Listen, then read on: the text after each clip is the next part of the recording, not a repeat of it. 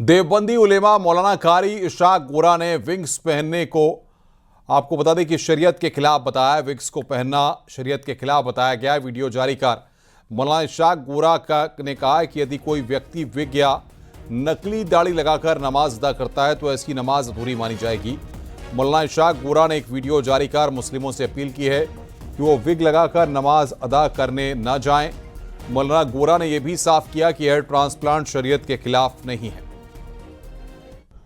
अस्सलामु अलैकुम वरहमतुल्लाहि वबरकातुहू। आजकल देखा जा रहा है कि हमारे मुआशरे में मसनूई बाल यानी विग का बहुत ट्रेंड चल रहा है और देखा जा रहा है कि लोगों में इसको लेकर तरह तरह की कंफ्यूजन है कि ये शरीयत के हिसाब से जायज़ है या नाजायज़ है। हमें याद रखना चाहिए कि दारुल उलूम देवबंद ने 2016 में इसको लेकर एक फतवा भी जारी किया था जिसमें बताया गया था कि वज़ू और गुस्ल मज़हब इस्लाम ने दो अहम फ़राइज़ हैं जिसका पूरा होना ज़रूरी है। विग लगाने के बाद जो हमारी त्वचा है उस तक पानी नहीं पहुंचता, इसीलिए दारुल उलूम देवबंद ने विग से परहेज करने के लिए कहा था। हालांकि दारुल उलूम देवबंद ने हेयर ट्रांसप्लांट पर कोई एतराज़ नहीं जताया था। हमें याद रखना चाहिए कि दारुल उलूम देवबंद का हर फतवा 100% दुरुस्त होता है।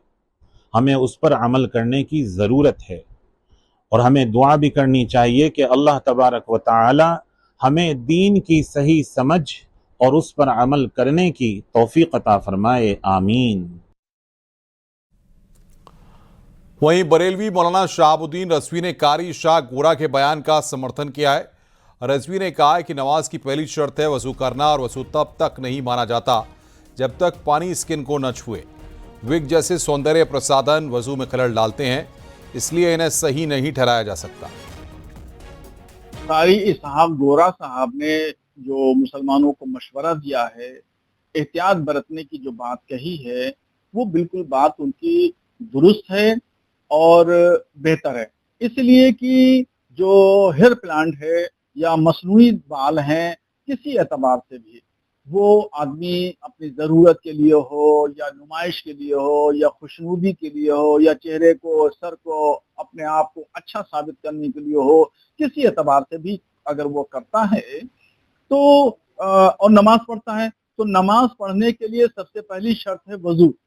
और वजू के लिए ये ज़रूरी है कि वजू का जब वजू करे बंदा तो वजू का पानी जो बाल हैं, बाल की जड़ों तक जाना चाहिए और जो खाल है उस खाल तक जाना चाहिए, पानी पेवस्त होना चाहिए।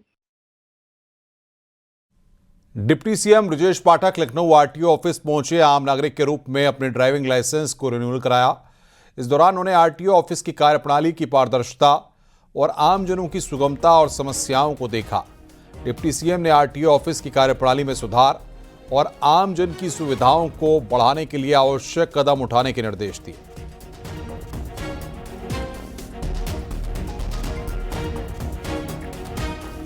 यूपी गौ सेवा आयोग के उपाध्यक्ष रमाकांत उपाध्याय ने कहा है कि गाय का गोबर रेडिएशन को खत्म करता है।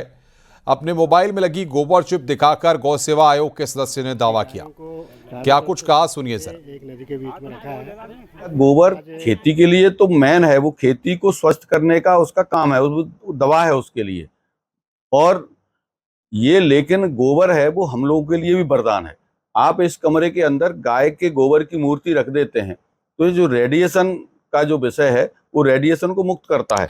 इस मोबाइल में आप देखेंगे कि ये छोटी सी गोबर की चिप लगी हुई है और ये 80% इसका रेडिएशन मुक्त कर देती है।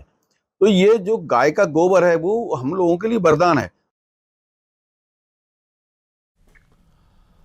संभल हिंसा केस से जुड़ी बड़ी खबर है। संभल हिंसा के मुख्य आरोपियों में शामिल मुल्ला अफरोज गुलाम वारिस के खिलाफ आरोप तय किए गए हैं। शारिक साटा गैंग के 3 सदस्यों के खिलाफ चार्जशीट दाखिल की गई। आज कोर्ट में करीब 1.5 घंटे सुनवाई हुई। हिंसा के 5 मुकदमों की चार्जशीट दाखिल की गई है। हत्या के केस में भी चार्जशीट लगी है। केस की अगली सुनवाई अब 12 जून को होगी, जिसमें केस के गवाहों को सम्मन भेजे जाएंगे। वारिस गुलाम नबी और मुल्ला अफरोज आज माननीय न्यायालय में आए थे, जिला एवं सत्र न्यायालय में। जनपद न्यायाधीश महोदय के समक्ष इनके जो आरोप इनके खिलाफ तय हुए हैं और इनके खिलाफ जो चार्जशीट आई थी उसके आधार पर इनके खिलाफ अब केस चलेगा। और इनके खिलाफ जो कुल मुकदमे थे 3 लोगों के खिलाफ, वो 5 मुकदमे थे जिसमें आज आरोप बना है माननीय न्यायालय में। एक मुकदमा अपराध संख्या 339 सन 2024, एक मुकदमा अपराध संख्या 338 सन 24, एक मुकदमा अपराध संख्या 340 सन 24, एक मुकदमा अपराध संख्या है 306 सन 24 और एक मुकदमा अपराध संख्या है 34 सन 2025। रुक रहे हैं ब्रेक के लिए। खबरों का सिलसिला लगातार जारी है।